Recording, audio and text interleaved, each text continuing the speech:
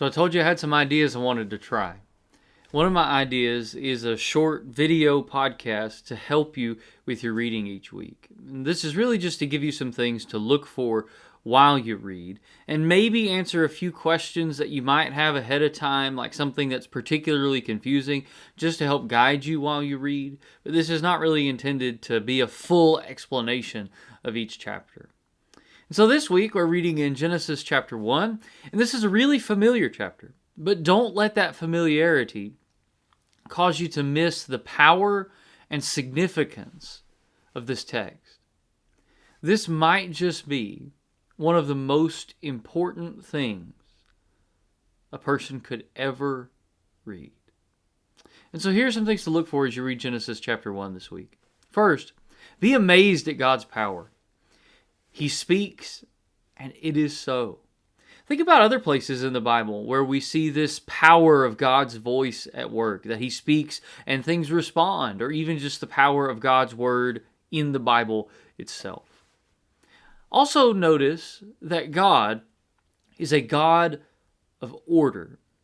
Notice how orderly everything is as He creates. In fact, you might remember this pattern that I showed you back in our class on Genesis, where on the first 3 days, God creates a space, in a sense.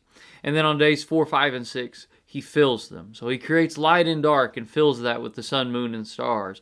He creates the sky, or the heavens, and the waters, and fills it with fish and birds. And then He creates the land, the seas, and the plants. And then it is finally and ultimately fulfilled with animals, and then mankind. So watch for the order as we go along.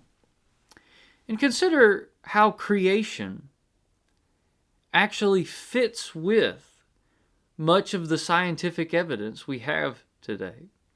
The scientific evidence clearly indicates that our universe has a beginning, meaning that everything did not always exist. The universe is not eternal. And so that leaves you with just two choices as to where everything came from, because it did come from somewhere.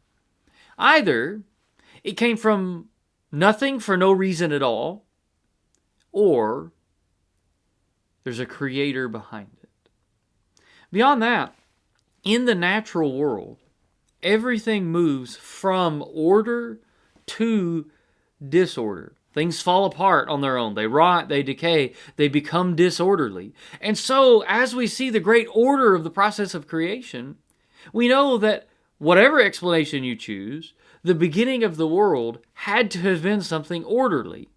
And so an orderly account like Genesis 1 is actually perfectly reasonable. This isn't some myth or fairy tale.